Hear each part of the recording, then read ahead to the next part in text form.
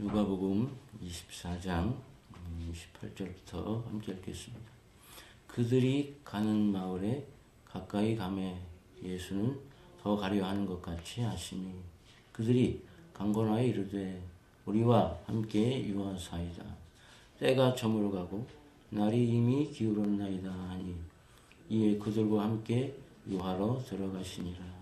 그들과 함께 음식 잡수실 때 떡을 가지사 축사하시고 떼어 그들에게 주시니 그들의 눈이 밝아져 그인 줄 알아보더니 예수는 그들에게 보이지 아니하시는지라.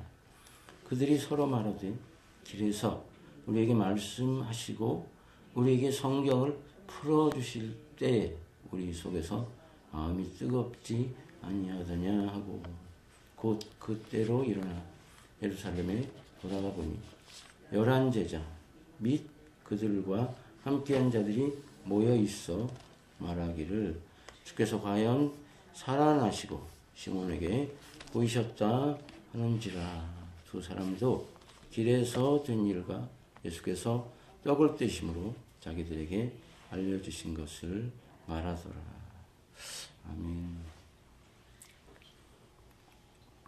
이 아침에는 부활의 주님을 다시 만나는 곳이라는 제목으로 은혜를 나누겠습니다.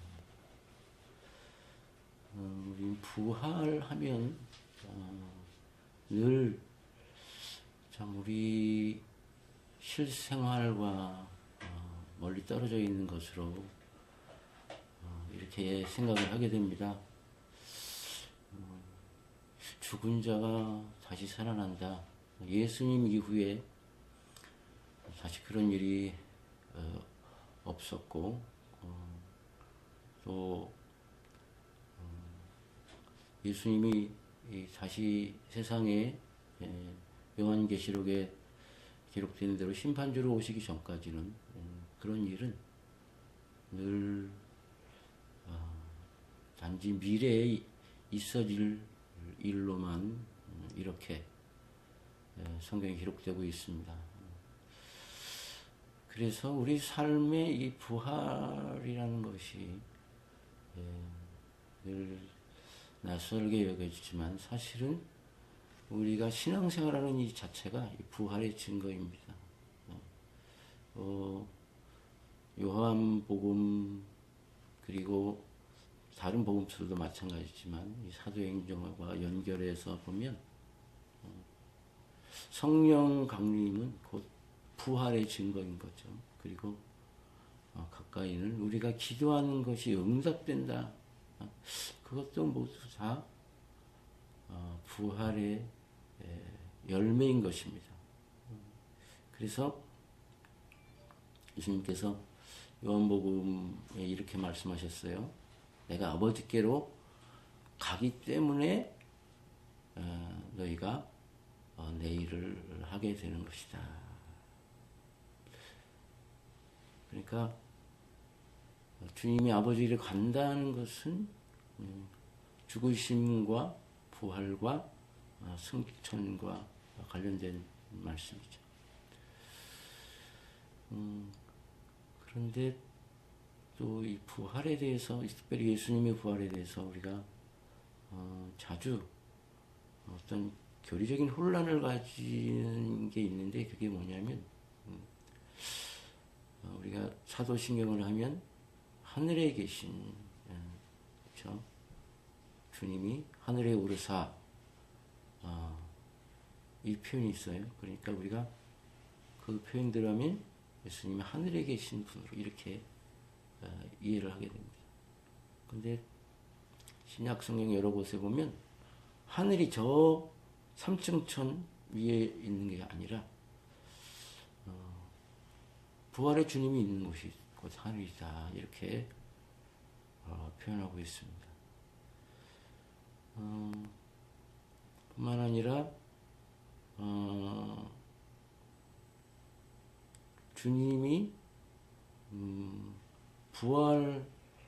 부활하신 것이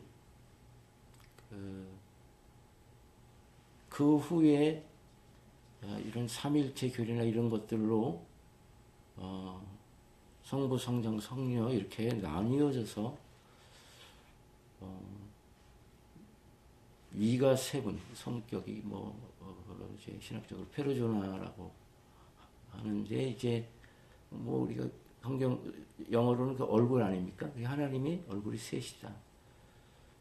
이렇게 표현하기도 하고 그런데 사실은 그분이 한 분이라는 거죠.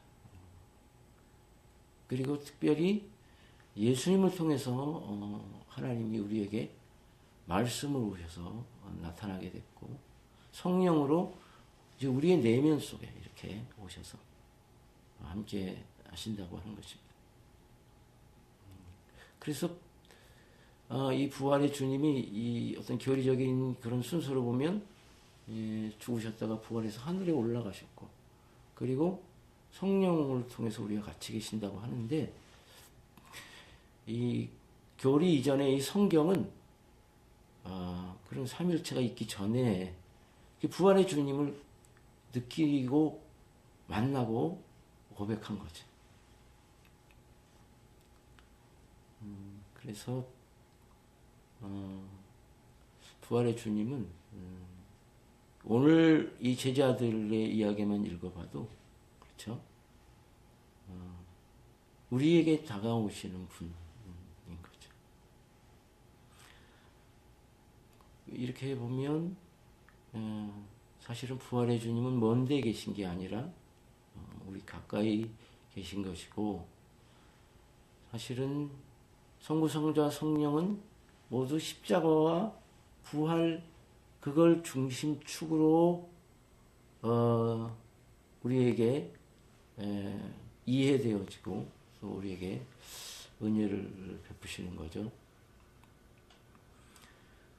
그런데 과연 우리가 그러면 부활의 주님을 어떻게 어디서 배우는가?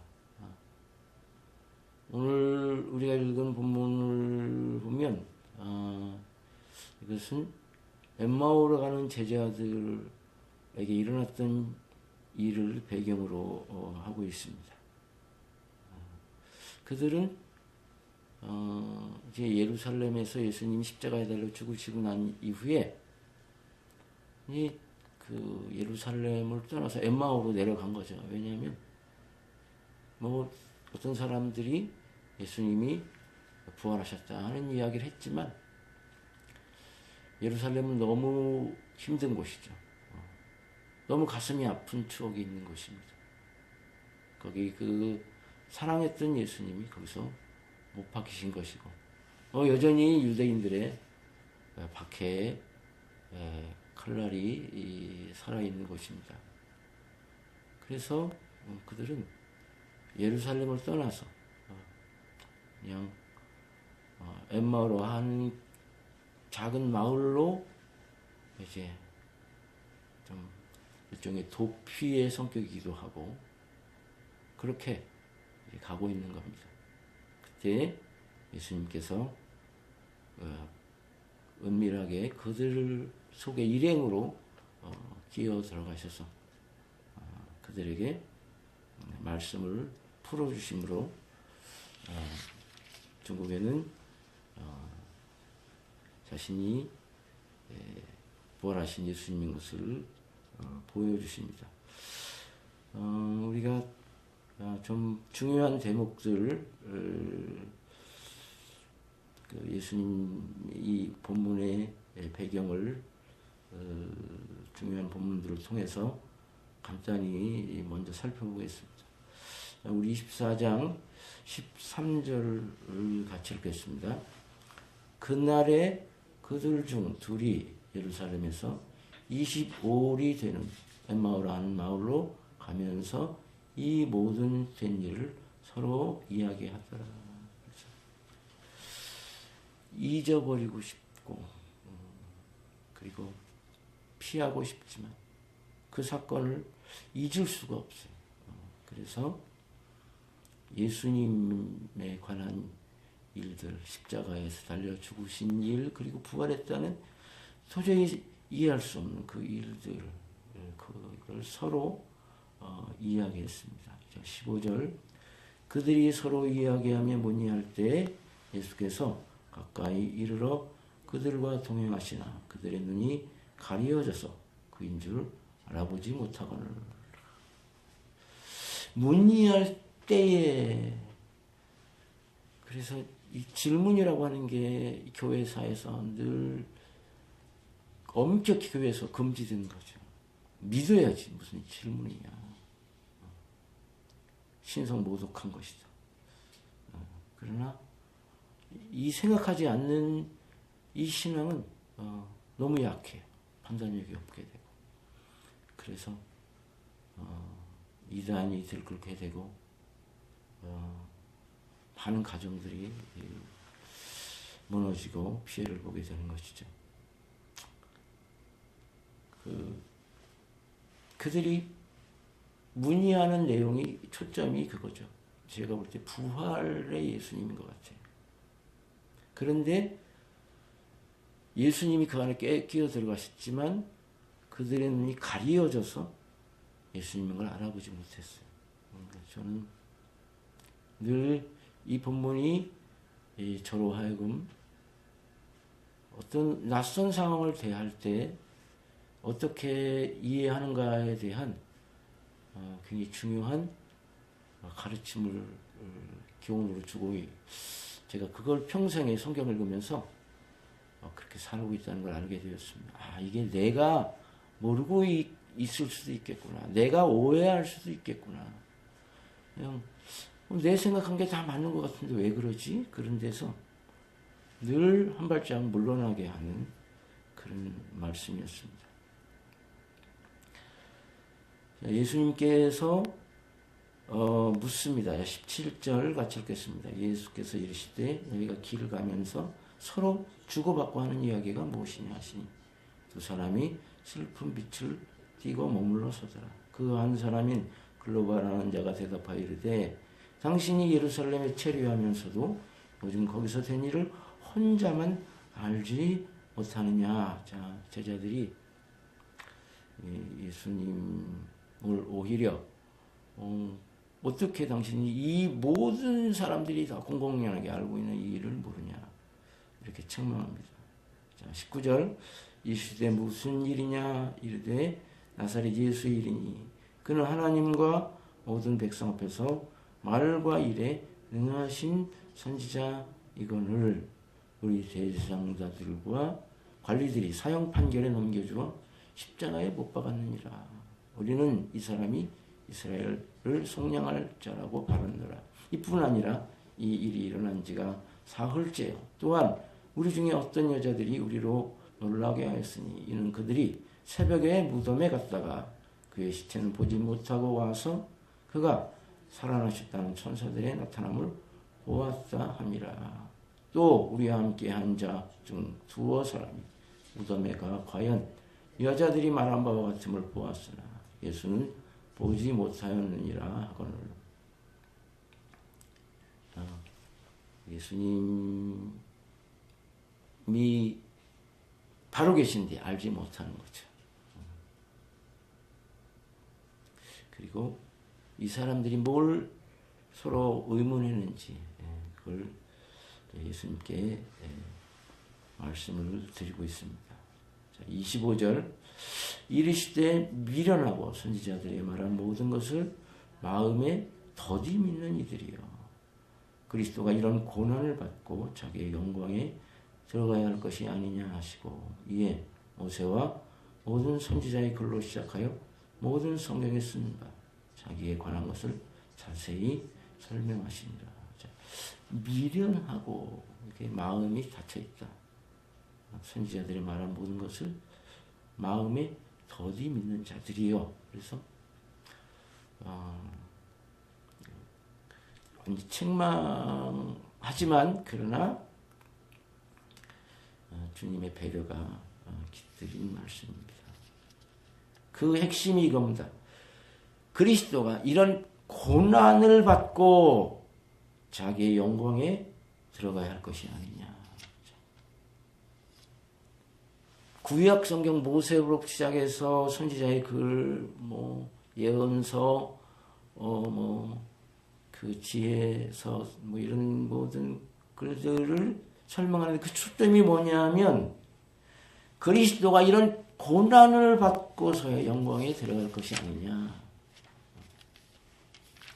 그러니까 이 두 제자가 엠마오로 가는 그 방향에 대한 하나의 방향 전환을 사실 제시하고 있는 거죠. 자, 28절 같이 읽겠습니다. 그들이 가는 마을에 가까이 가매 예수는 더 가려 하는 것 같이 하시니 그들이 강권하여 이르되 우리와 함께 유하사이다. 때가 저물어가고 날이 이미 기울었나이다 하니 이에 그들과 함께 유하러 들어가시니라. 왜 예수님께서 그냥 더 가시려고 했을까? 결국 이 본문을 전체로 읽어보면 그래요. 부활의 주님이 제자들에게 보여지고 난 이후에 다시 보이지 않잖아요. 사람들은 예수님의 말씀을 들으면서 정말 은혜를 받은 거죠. 그래서 이제 붙들고 싶어 하는 거예요. 그런데 이렇게 형체로 나타나신 주님은 제한적입니다. 주님은 어떤 사람 관계에 매이지 않으시는 거죠. 그래서 예수님은 더 가셔서 주님의 길을 가시는 거죠. 사람이 우리는 그렇죠. 누구하고 친해지면 어떤 관계를 맺게 되는데 그것은 어떤 그 아무리 좋은 관계라 해도 어떤 이해관계가 그 안에 포함되어 있습니다. 그러나 예수님은 그러실 필요가 없죠. 그리고 이렇게 주님이 그들을 떠나심으로 부활의 주님이 보이지 않음으로 말미암아 우리에게는 더 큰 유익이 있는 거죠. 그거는 어떤 상황에서든지 어떤 모습으로든지 우리와 함께 할 수 있게 되는 것이죠. 그들이 붙으니까 예수님이 그들과 함께 유하러 들어가셨습니다. 30절 그들과 함께 음식 잡수실 때 떡을 가지사 축사하시고 그들에게 떼어주시니 그들의 눈이 밝아져 그인 줄 알아보더니 예수는 그들에게 보이지 아니하시는지라. 떡을 가지고 축사하실 때 눈이 밝아졌어요. 우리 지방에 어떤 목사님이 그러더라고. 이 사람들이 눈이 열린 것은 음식을 먹어서다.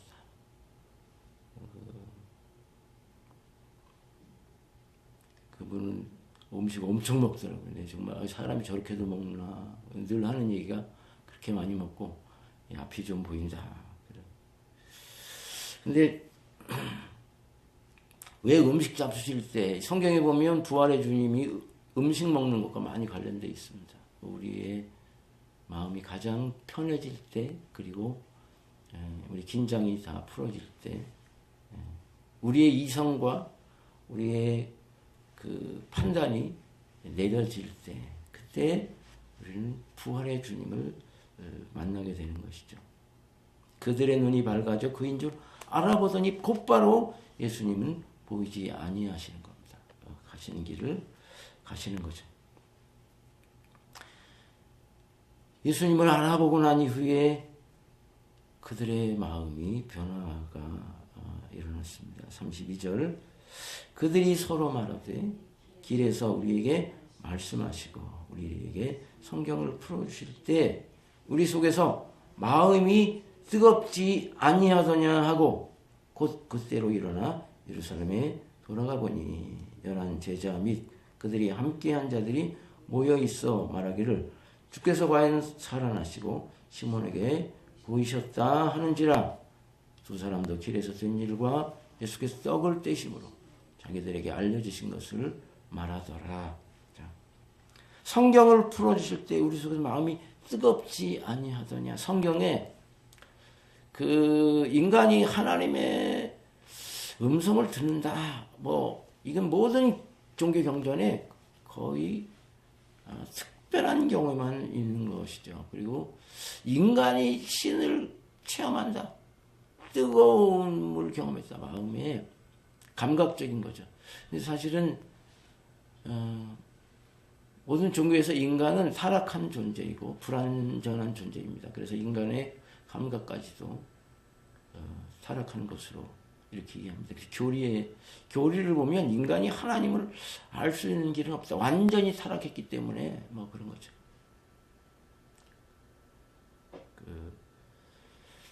켈빈주의의 그 핵심 중에 인간의 완전 타락이 있습니다. 그래서 이런 표현이 어떻게 이해가 되는지 사실 교회사에 이런 일이 없습니다. 그런데 감리교회를 시작하신 웨슬레 목사님이 그 삶에다 실패, 어려움 중에 모라비안 교도가 인도하는 조그만 진화 모임에 참석했다가 그 사람이 루터의 로마서 주석 서문을 읽을 때 마음이 뜨거워졌다. 그런 표현이 있어요. 인류의 역사에 인간의 감정이 하나님의 어떤 은혜를 인식했다. 사실 그 표현은 사실 여기서 나온 거죠. 근데 제가 책을 읽어보면 그런 연결점이 없어요. 그래서 참 우리에게 큰 축복이 주어진 거죠. 인간이 하나님의 그 은혜를 감각할 수 있게 됐다는 것이죠. 그래서 이 사람들의 변화가 일어났습니다. 어떻게? 예루살렘으로 돌아간 거예요. 십자가가 여전히 그들의 마음속에 큰 절망으로 부활의 소식을 들었지만 여전히 그들의 마음을 채우고 있는 것은 십자가의 절망인 거죠. 그 절망의 땅을 향해서 다시 돌아갑니다. 왜냐하면 부활의 주님을 만났기 때문이죠. 그리고 거기서 다른 제자들, 부활의 소식을 들은 다른 제자들을 만났고 그들과 함께 교제하게 되는 거죠. 너무 놀라운 일이니까 그 제자들에게 말하고 싶어 한 것이죠. 부활의 주님을 그렇게 만나고 나서 그 주님이 그 마음에 성경을 풀어주실 때 그 마음에 뜨거움이 있어서 그들이 걸음이 변화된 거예요. 인간이 변화된다. 인간이 변화될까? 우리 평생을 목회한 선배 목사님들이 그런 얘기합니다. 사람 안 변해. 그런 얘기합니다. 그런데 저는 제 자신을 보면서 사람이 변할 수 있다. 그런 생각을 합니다.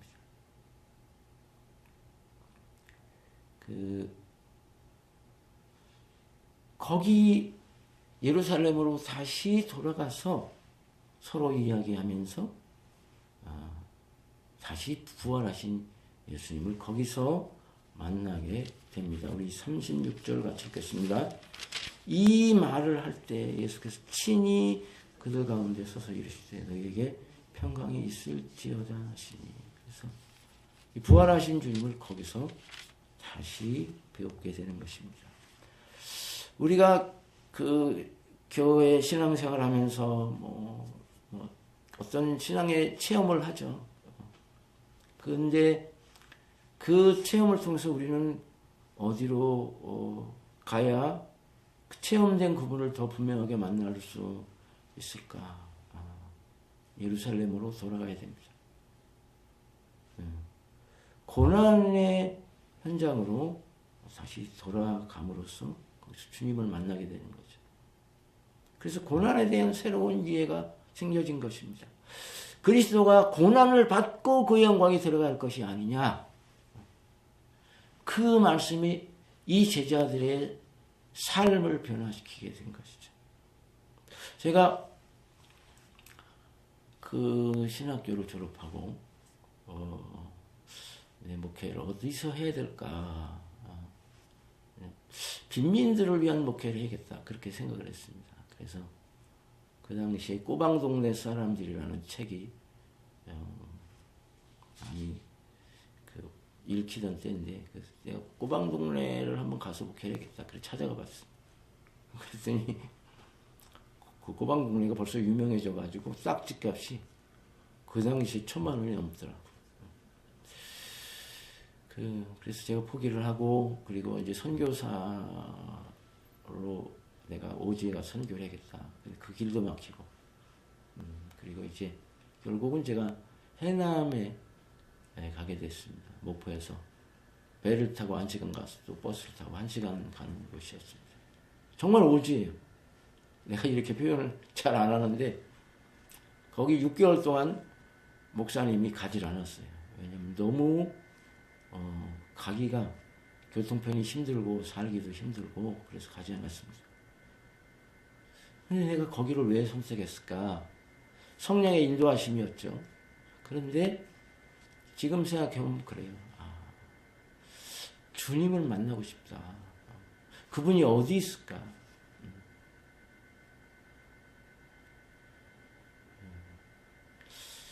그래서 저는 거기가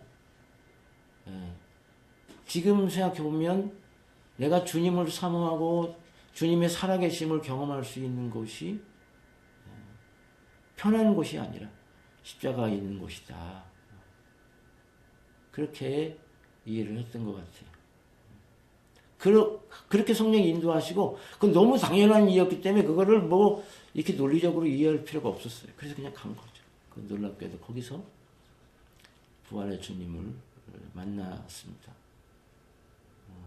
그렇게 어렵고 힘들게 살아가는 사람들 그 속에서 함께 하시는 부활의 주님을 만나고 정말 놀라운 경험들을 거기서 했습니다. 거기서 제가 뭐 결혼도 하고 또 거기서 이제 아이들이 태어나기도 하고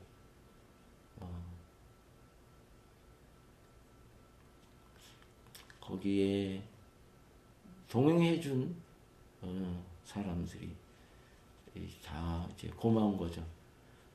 그때 만났던 사람들이 최근에 다시 만나면서 이거를 내가 어떻게 설명할까? 나는 내가 목회하면서 여기는 거쳐가는 곳이구나 이렇게 생각을 했는데 거쳐가는 곳이 아니라 거기가 부활의 주님이 있는 곳이었습니다. 그리고 이것저것을 다니다가 제가 성남에 목회를 하면서 정말 어려운 정말 다시 생각하기 싫은 너무 힘들었어요. 사실은 성남에서 너무 힘들었어요. 근데 거기서 또 부활하신 주님을 만난 것이죠. 결국은 내가 엠마오로 가는 제자 중에 한 사람이었고, 그리고 주님은 다시 예루살렘으로 나를 가게 하심으로써 거기서 부활하시는 분으로 만나주신 거죠. 그래서 내가 내 신학을 이렇게 정리하면서 이제 내가 은퇴를 하면 내가 뭘 해야 될 것인가, 어디로 갈 것인가. 내가 예루살렘으로 가야지. 여러분, 때로는 여러분 이 예배, 내 설교 듣는 것이 부활의 주님을 만나는 것이에요. 예배, 내 설교 듣는 게 고난일 수가 있죠. 그렇지 않아요?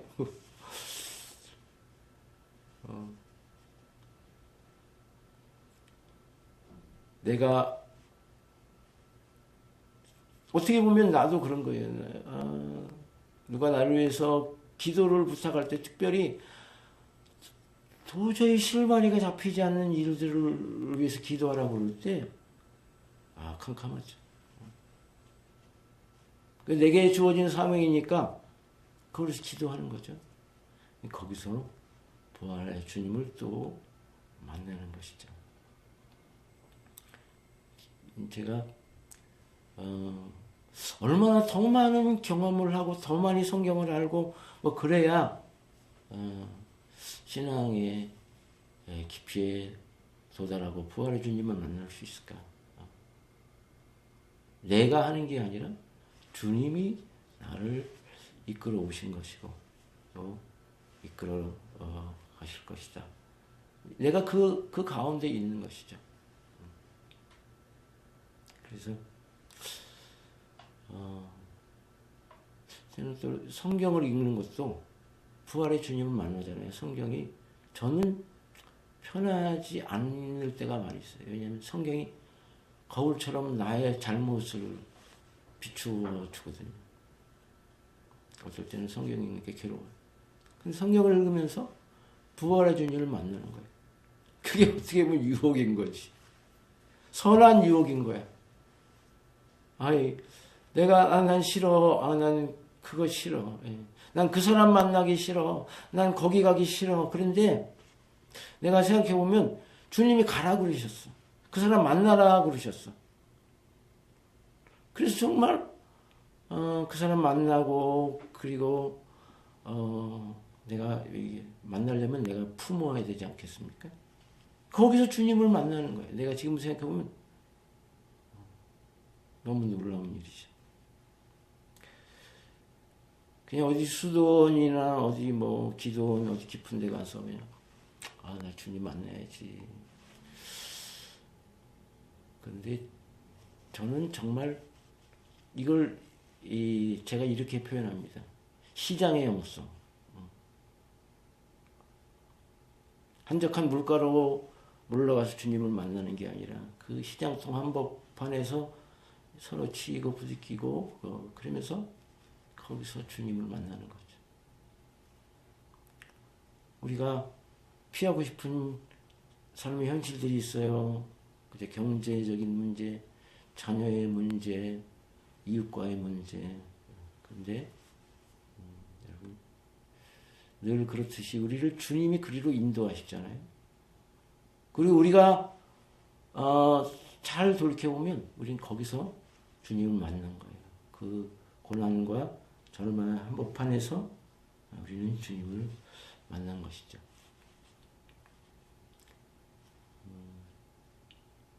주님께서 우리를 또 예루살렘으로 부르시는 거죠. 그래서 이 땅에서 아무도 경험하지 못한 그 부활의 얘기를 나눌 수 있는 사람들을 거기서 만나는 거죠. 거기서 위로를 받고 또 힘을 얻는 것이죠. 오늘도 주님께서 우리를 그곳으로 초대하시고 또 인도하셔서 부활의 영광을 보는 놀라운 축복을 누리게 하시고 우리를 강건케 하시고 부활의 능력으로 충만케 하시는 줄로 믿습니다. 기도하시겠습니다.